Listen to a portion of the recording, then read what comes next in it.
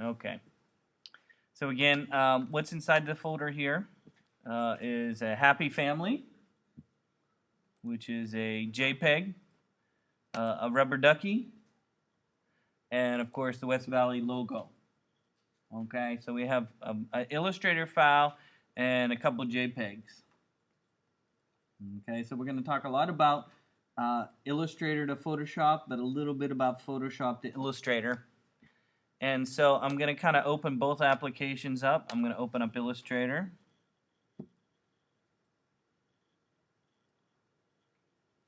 Then I'm going to open up Photoshop. So I have both applications open. Again, you can always jump back and forth between applications by going down here to here, or going down to here, here. And of course your keyboard shortcut. Your keyboard shortcut to jump between applications is Command Tab, right? Command Tab. I'm using Command Tab, and it allows me to go between each. The Finder is the desktop, of course. Command Tab is Illustrator. Command Tab is Photoshop. Command Tab is Camtasia, is the screen recording software I'm using. So you can use Command Tab to bounce between each application.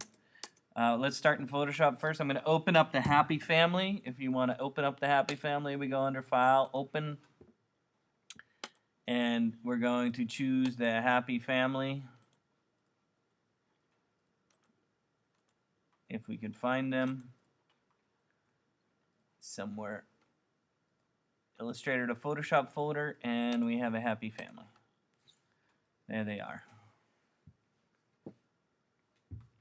This photo comes from National Geographic, and they have a website that has hundreds of photos that they've taken in that haven't been published. So there's a lot of great photos. This is one of them that I found on the website. It's actually a website that won the Webby Award. If you don't know what the Webby Award is, a Webby Award is a web contest. You know, who has the best website. And this one, the Webby, this photo came from the Webby Award website for best photography. Of course, who would have the best photography? It would probably be National Geographic, right? Okay.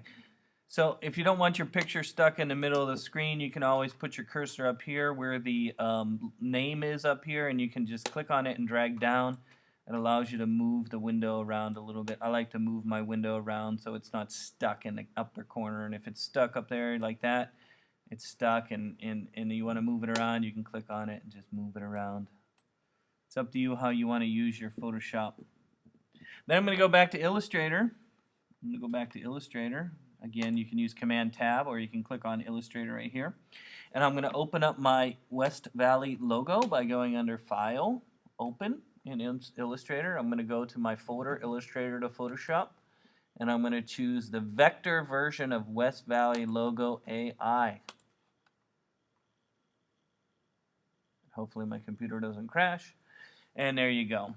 Again, what we're looking at here is basically a Illustrator file of the West Valley College logo. Again, it's all vectors. They're in pieces. There's a variety of different, and the fonts are already bent. They're not fonts. They're basically vectors too. So I want to take this logo that I have and put it into that Photoshop file. So to take this logo that I have and put it into the Photoshop file, I'm going to highlight all the objects by hitting Command A on the keyboard, or I can draw a box around all the objects if I want. To copy on the keyboard is Command C for copy, and I'm going to jump back to Photoshop by using the Command Tab, or you can click down here on the Photoshop icon. So I've already copied the vector again using Command C for copy. Command C, go back to Photoshop. Inside of this Photoshop file, I want to paste the West Valley logo. To paste the logo, I go underneath Edit, Paste. Paste. Again, you're going to have 4 options that show up. We'll go over all 4 of them and maybe some reasons why you would use them. But of course, the Smart Object is the first one. It's probably the most useful option when you're copying and pasting objects from Illustrator to Photoshop. If you hit OK, it's going to give you a box or whatever. It'll paste the logo. You can't see it because it has kind of black text for the logo here, and it's kind of green. This is probably not the best background, but I like the photo, so I was using it anyways. The advantage of using a smart object, if you look at your layers inside of Photoshop, if you don't see layers, you go into Window Layers in Photoshop. Window Layers in Photoshop. If I can find my layers, I don't have them here. It must be jammed over here somewhere. Layers, layers, layers, layers. Where's my layers? Usually that, oh, they're over there somewhere. Somewhere over here. No, no, no, no.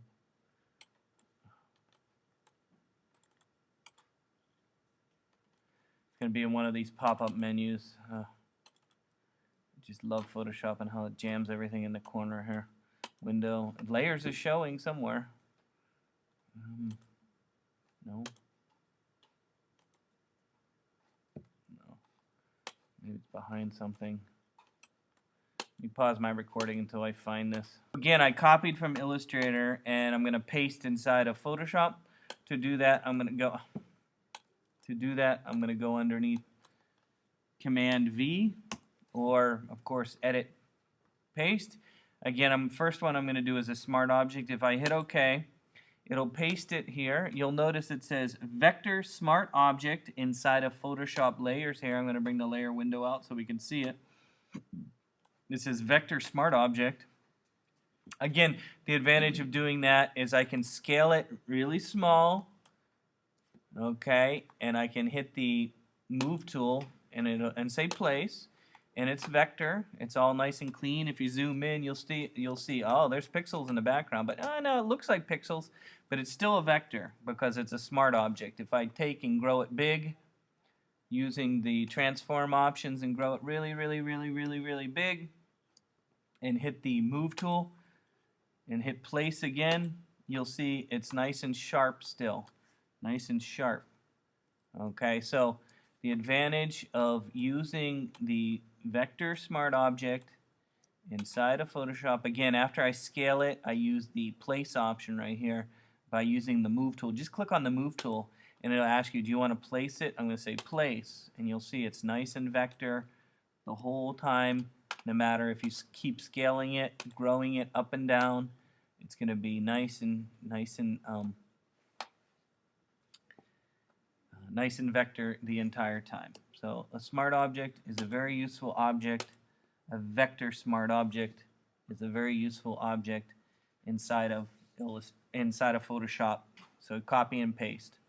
So that's one option. And a vector smart object, you can do things if you want. You can act. You can use, like right now, it's probably not showing up very well against the background here inside of Photoshop. It's not showing up very well. So maybe I want to put like a glow around the outside of it, a glow around the outside. So a vector smart object inside of Photoshop, you can actually use your effects window. There is an effects window here. And if you use that, you can put yourself maybe an outer glow. There's a nice outer glow right there. And ooh, we got a little, I know it's not the nicest thing, but we can give a nice sort of glow around the outside here. Little highlight glow there. And again, it's still a vector object. So even if I put an effect on it, like I just did right here, even if I scale it up, I scale it back up, and then click on the Move tool again. Once you're done scaling, click on the Move tool, and it'll say, do you want to place it? I'm going to say Place. You'll still see it's nice and vector the entire time that you're using it inside of Photoshop. Very useful feature to copy and paste using a smart object to Photoshop here. Again, I can hit Place, and the effect even scaled. If you notice that the effect, stayed with it the entire time. It was nice and there. So again, if I paste another object, I'm going to do it again. I'm going to hit Command V to paste. This time, notice instead of a smart object, I'm going to use pixels. Now the problem with pixels, of course, is that it's going to match the pixels that are in the document. Now it might look okay when I paste it. The biggest problem is you're going to get your aliasing aliasing. And if you don't know what aliasing is, we're going to talk about it right now. Let's zoom in even more. Aliasing. What is aliasing? Well, if you look at a bitmap image inside of Photoshop or any bitmap program, you'll see something called, especially things on an angle like this, you'll see what we call stair stepping, right? If you look at the edge here, you'll see it, we call this stair stepping. What it is where pixels meet each other. Okay, the pixel is solid green here, and on the outside it is solid, oh, you can zoom in too close.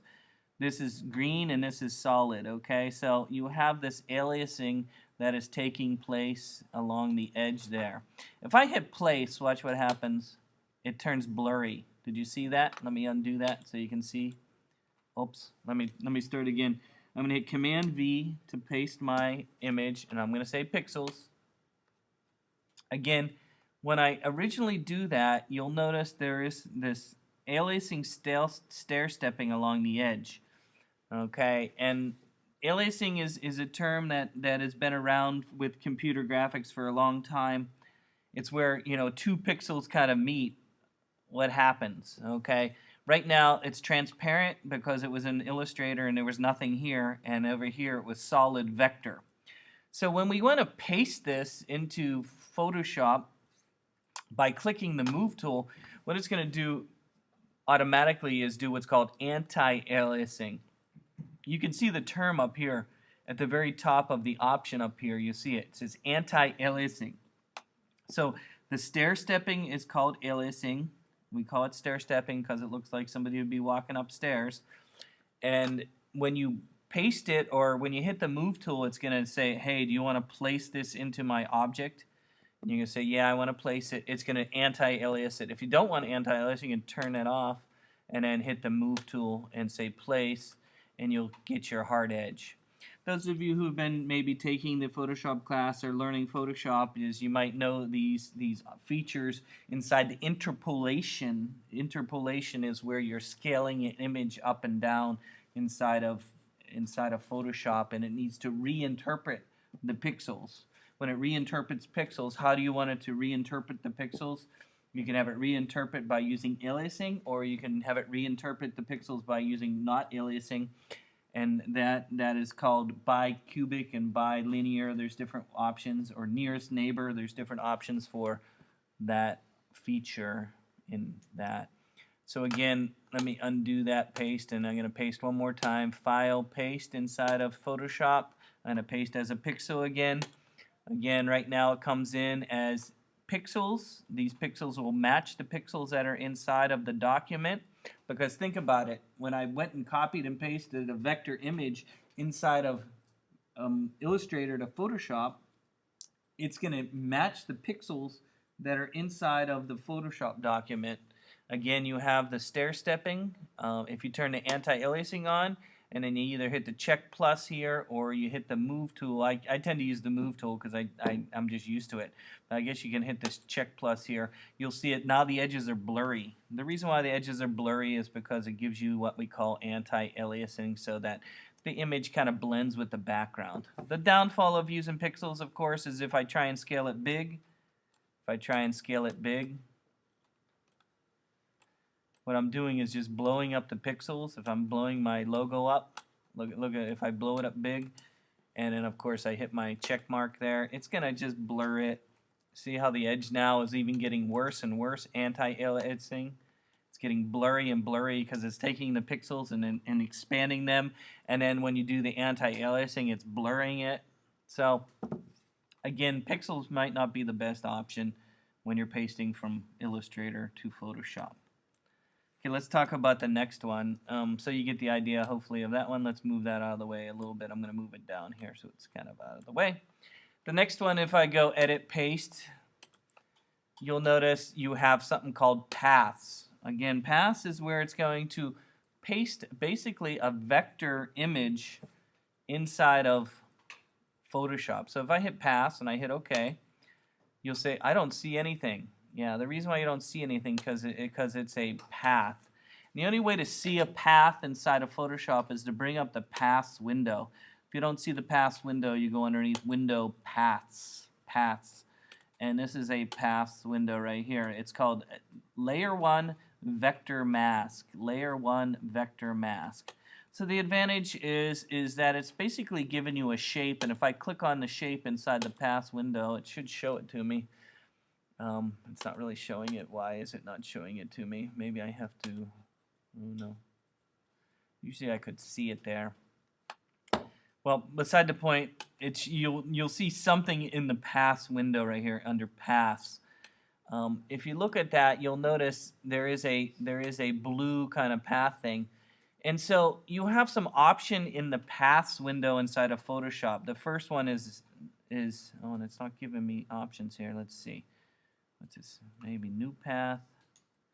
It's different than add layer mask, create new path.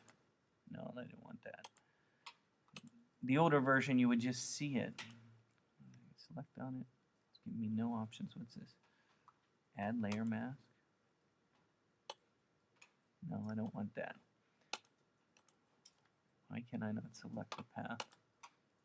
Oh, well, let's just use the path tool then. Again, now that I click the path tool, I can actually see it. Again, let me zoom in a little bit. So after I paste it as a path, if you look inside the toolbar inside of Photoshop, if you count down towards the bottom, you'll notice above the text tool there is the path selection tool. These are like object selection tools that you would have inside of inside of Illustrator, right? You have your direct selection tool, and then you have your path selection tool. Direct selection tool and path selection tool. Again, you can select your objects. See that? See how I do that? So they're like vectors that you would have inside of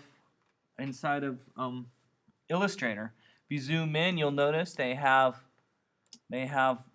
points, like you would have points inside of Illustrator, right? You can click on them. Again, I'm using a selection tool called the Path Selection tool down here. Okay, so if I do that, I can click on all of them. If I can select all of them, it would be great. No, I don't want selection, that selection. I want to select on all these paths. Let me see if I can draw a box around them. There we go. I can, oh, now they all went away. So again, it's like, they're like invisible paths because they don't have any fill to them right now. Oh, I guess inside the layer window, you might be able to click right here. Let's see, click right there. Yeah, that'll do it. In the layer window in Photoshop, you'll notice I can click, oh, and the biggest problem is it pasted the path inside the bitmap vector. Let me do this again, because I'm making some mistakes here. Let me start again here. Let me start again. I'm going to delete this. Let me start again. Before I paste the paths, now this is what I should have done. Before I pasted the paths, what I should have done is made a new layer inside of Photoshop. So let me make a new layer in Photoshop. Let me make a new layer in Photoshop. Now let me try and paste. Okay, let me do it again. So I made a new layer in Photoshop. This one was the bit raster option. That was the raster. Okay, this one's going to be paths option.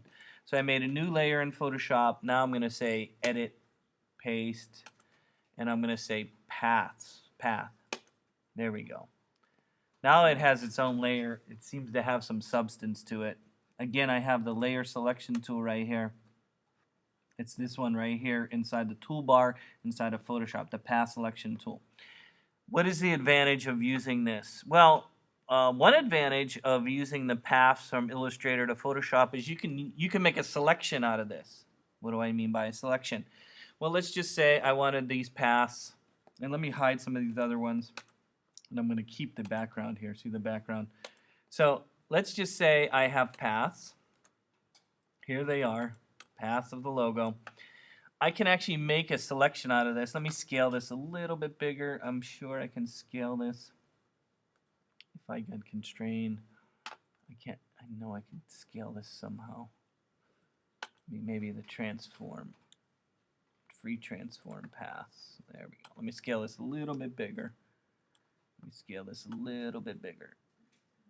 There we go. Okay. Always hit the move tool when you want it to take effect. So again, these are paths that are copied and pasted from Illustrator. The advantage again is if you use the path pop-up window inside of Photoshop, there's a path pop-up window. Once you have them selected like this, you can do several things. You can fill them with a color, fill with a color. You can stroke them with a line around them. You can make a selection from them. So wouldn't it be great if I could make a selection of these? Oh, look at that. I made a selection from the West Valley logo vector, and I have a selection now. And of course, once you have a selection inside there, you can do a variety of things. You can use that selection to make a mask in my background here. I can make a selection in a mask here. And you can, oh, look at that. We can make a mask and cut out the people inside of the West Valley logo. Look at that. So you can do all kinds of things once it's a path. You can make a selection of it like I just did. You can also, like I just said, you could fill it. And Command D is to deselect. And let me go back to my paths. I don't know why it doesn't select them automatically. Oh, no, it made me 2 of them here. Why is it making me 2 of them here? Oh, I got 2 of them now for some reason. This one looks like a background one. I don't know why. It won't let me even delete it. Whatever. But once it is a path inside of Photoshop, I can also fill it with a color if I want. I can fill it with a color. And it's going to fill it with the foreground color, whatever the foreground color is in this case. So maybe if I wanted green in there, I could fill it with the foreground color right there. Ooh, look at that. I can also stroke it if I want. I can put a line. Of course, the stroke is the second color here, so we can put a stroke around it. And change the stroke. No, stroke, stroke, stroke. There we go. It is the top one in Photoshop. So there's a variety of things you can do with paths inside of Photoshop. You know, a lot of good things you can do.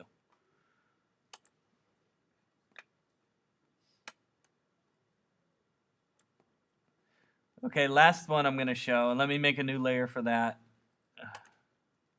Is going to be the last one. I'm going to make a new layer. This is going to be called a shape layer.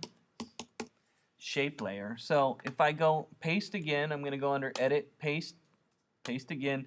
This time I'm going to do what's called shape layer. Shape layer. If I hit OK with that, it's going to bring in basically a shape.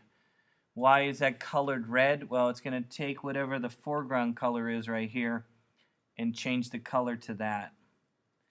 Now, a shape layer can easily be manipulated inside of Photoshop. It's a very useful way of bringing things in. The advantage of the shape layer is it's vector. I can scale this up, and it's going to keep it. It's going to keep vector information. I can scale this up. And again, I'm going to hit the move tool to take effect. And it's vector information. If I don't like the red color, there's a couple different ways you can change the color. There used to be a shape option that showed up here. I don't know why. In the older versions of Photoshop, you would actually see the color swatch right inside the layer window, but I don't see the color swatch in the layer window. I wonder if I just select the color and it would change. No, it doesn't look like it. In the older versions of Photoshop, there would be a color swatch over here for your shape layer. If you double click on it, it allows you to change the color. So I double clicked in the layer right here, double click in the shape layer right here, and you can change the color that way. In addition, I don't know if you've used Photoshop too much, but you also have the shapes. There is a styles option inside of Photoshop. It's called the styles. And styles inside of Photoshop can be applied to any shape layer. And there's a whole bunch of different styles. There's a whole bunch of them. You can see them. And if you don't see the styles pop-up window right here, it's called styles. It's under window, styles. And it's a pop-up window, and it has a variety of pre-made styles for you. And they can all be applied to a shape layer very easily, like this, or like that. Ooh, that's pretty ugly. Or like that, or like that. Okay, again, these are pre-made style. You can actually apply a style to anything, but With a shape layer, it's nice to apply a style because it's vector information. It's vector information. In addition, you can actually pop up a variety of things. You got a glass buttons. Yes, I want glass buttons. Look at this. Oh, is that cool or what? Oh, that's beautiful. Oh, that's wonderful. Oh, that's great. Again, there's a whole, texture effects. You got a whole bunch of texture effects. Oh, look at that one. Ooh, look at that one. Oh, look at that one. Again, though, the advantage of what I'm doing right now is because it's vector. This is directly from Illustrator to Photoshop. I can scale this. I can scale this, and it's still vector. It's still vector information. Still vector information. And it's a big advantage to go from Illustrator to Photoshop in this way. Let me stop. Okay, let's do one more way of going from Illustrator to Photoshop. You see the advantage of some of this. Another way that you can go from Illustrator to Photoshop, let me make a new layer again, is to use the place option. So instead of copying and pasting from Illustrator to Photoshop, you can do the same thing that we were doing, the same thing we were doing by using the file place. Now you have this something called place embedded and place linked now. This is new to CC. CC, Creative Cloud. In earlier versions of Photoshop, you just had file place. Now the advantage of using the embedded is that whatever you place in there will become part of the Photoshop file. If you use place linked, it'll be a linked file to wherever it is on the desktop. And the advantage of that is that it doesn't become part of the Photoshop file. And if you manipulate the linked object, it's automatically manipulated inside of Photoshop. So I think you get the idea of linked. And I'm just going to use embedded for now. I'm going to choose my Vector West Valley logo, and I'm going to hit place, and it's going to come up with different options. Now these are kind of similar. You got select page, you got select image, select page. I don't know why image, there's no image inside there. You got media box, which is the entire document. If you think about the document inside of Illustrator, the logo is a small part of a bigger document. So that's why you'll see that the logo is smaller, because if we go back to Illustrator here, you'll notice if I zoom out in Illustrator, you'll see it's kind of a bigger, there's white part all the way around the outside. All right, you see that? Whereas if you use crop box or bounding box, I think it goes all the way to the edges, bounding box. I'm not sure what crop box or bleed box. Trim box, art box, it's all the way to the edges. So I'm not really sure. I guess these are different boxes that you might have. But again, this will just bring the logo in if you use the bounding box. If I hit OK, it should bring it automatically in as a vector smart object. And it doesn't look, it says vector version. It doesn't look, is it a smart object? Is it I think it's a smart object. Yeah.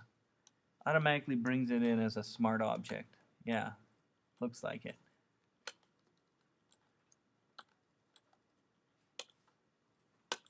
There you go. Yeah, it's a smart object. So that's another way of bringing it in. I've never used the linked one. I watched a video on it, but I never used it. Let me try the linked one and see what it looks like. Place linked. Let's try that. It doesn't tell me it's linked here, though. How do I know the difference between this one and this one? It doesn't say. It doesn't say linked. Oh, look at it. There's a little icon that's different. Look at that. It's a wee little tiny icon. It has like the little linked icon right there, and this one is yeah. See, it has a little different icon. Boy, that's not very much to tell me that this is a linked object, though. It's not a lot of information. Again, though, you can always change it to whatever you want. If you haven't tried the styles inside of Photoshop, you might want to try them. I am, web styles. Wow. Ooh, look at that one. Look at that one. Ooh, there's a metal West Valley logo. Look at that. There we go. Wouldn't that be a cool animation if we just flip from one to the other and put some crazy music in there? Like that. Maybe we could just click from the red and green one back and forth, and we'll have Christmas music going.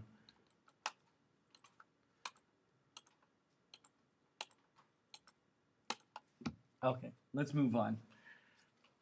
So again, another way that you can do it is this time we're going to go from Photoshop to Illustrator. We want to go to Photoshop to Illustrator.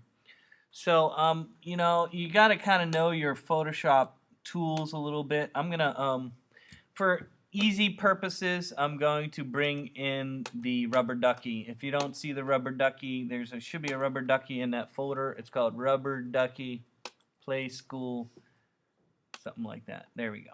So I'm going to open up the rubber ducky. It's in that folder I gave you already. In the rubber ducky, you'll see that you have a rubber ducky shape. Now, this is a pretty simple shape. It's not very complex.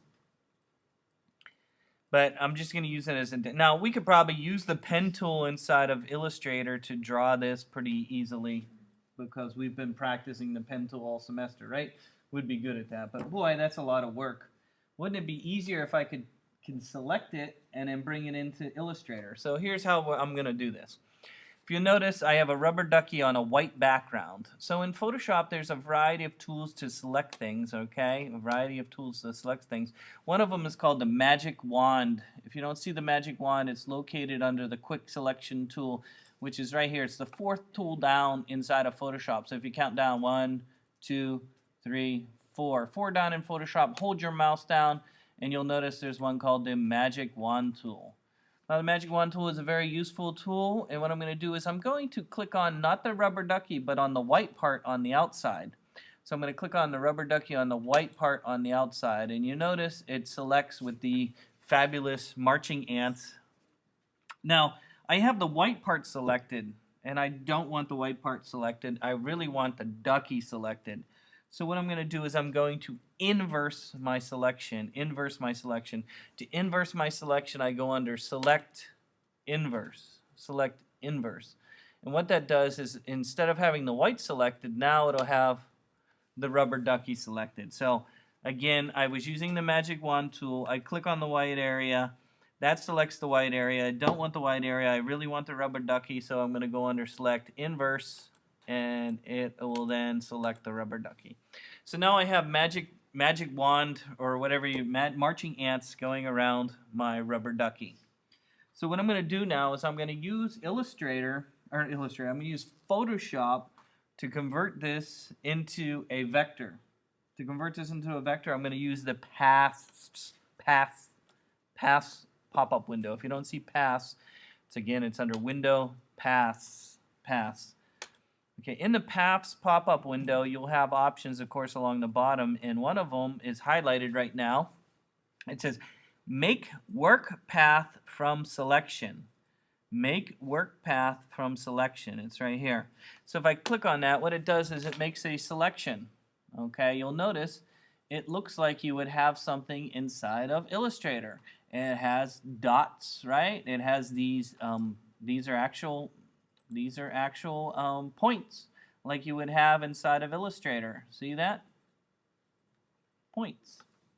So once I've done that and I have my dots selected, I can copy this by using the command C on the keyboard, and I can go back to Illustrator and I can make a new file in Illustrator. I don't know, just going to make a new file, doesn't matter size.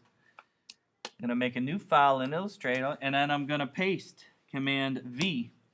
And it's going to ask me, what do I want to paste? I'm going to paste a compound shape that is fully editable. And so if I hit paste now, boom, it's going to paste. Oh, and it pasted it in the center, but here it is. And it's a fully vector shape that I made inside of Photoshop. You'll notice it's the rubber ducky shape, and of course I can color it any shape I want. Rubber ducky colors if I want, and this is a total vector shape of the rubber ducky shape that I made inside of Photoshop. Look at that. So instead of having to draw this with the pen tool, which we all love so, I know we all love it so, but it's kind of a lot of work. Boy, it was so much easier. I'm inside of Photoshop. I make a selection. I change it into a work path by using the Paths window. It's right here, Work Path. Once it's a path, I can copy, Command C on the keyboard, go back to Photoshop, or not Photoshop, go to Illustrator and paste, and it's like any object. You can actually manipulate it. Click on your dots. You got your directional arms, just like you would have directional arms in any shape. Yeah. Directional arms and everything. Now, it's all good and fun with doing that, especially with Rubber Ducky was quite easy. But let's say you have a complex shape. We can do it even with a complex shape. If I'm in Photoshop and I have my happy family, here's my happy family. Here they are. I could do the same thing with the happy family. Here we go. So if I go into my, I'm going to go into my happy family photo here. Here's my happy family photo. And I want to select maybe this person right here. Of course, we can use our famous magic wand tool. Here we go, our magnetic lasso tool. I'm sorry. I'm going to use the magnetic lasso. And I can select this person with the magnetic. I'm just going to go all the way around the outside of this person with the magnetic lasso. It's a smart lasso making tool. It's pretty smart. Smarter than the average bear, right? Or is that Yogi? Yogi's smarter than the average bear. There we go. All the way around. I'm going to go all the way around. All the way around. All the way around. All the way around here. We got the little hand here. All the way around. All the way around. All the way around.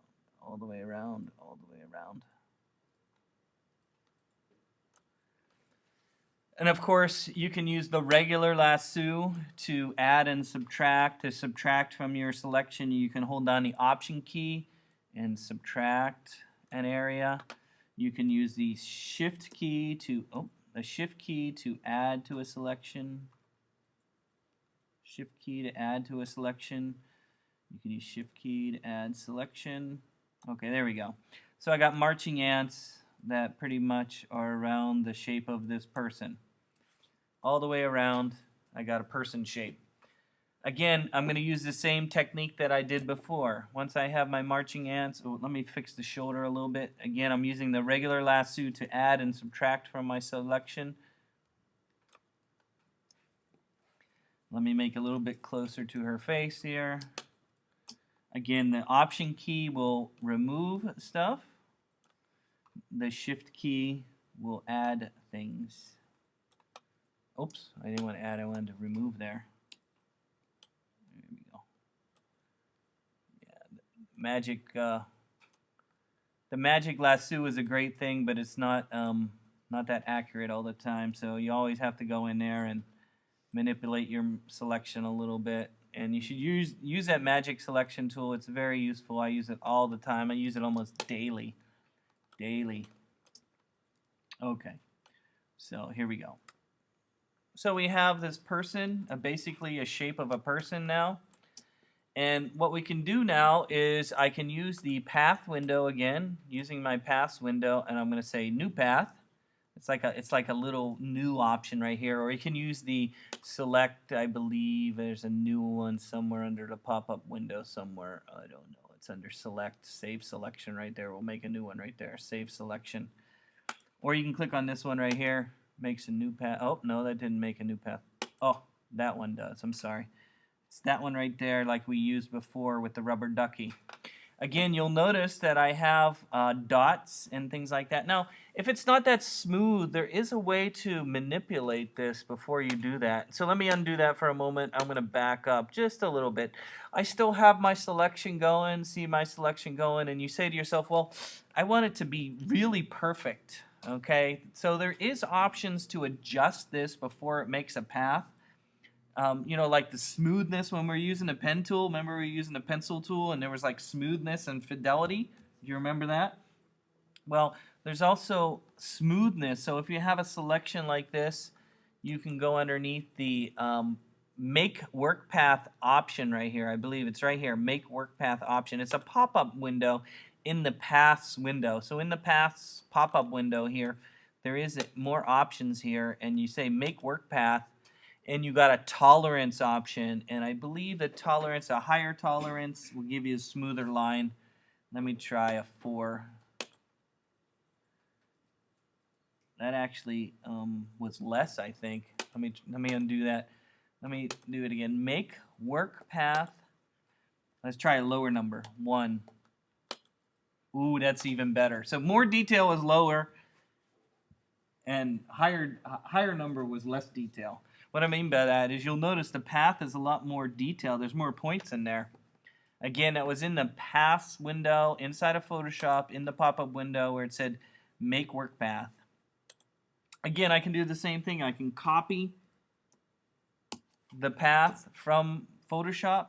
I can go over to Illustrator. I can make a new document, and I can paste it, Command V, an editable path. I don't know, compound path, what's the difference?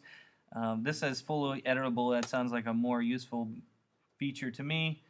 And then I can scale it, scale it,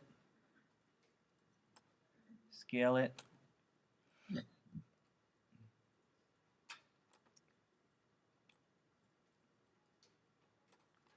And then fill it in. Oops. Let's fill it in. Ooh, that's ugly color. But look at that. A good starting shape. A good starting shape. Hey, might be useful for your portrait assignment, huh? You can draw the outline shape of your person and then have your starting vector. Okay. So let me stop this.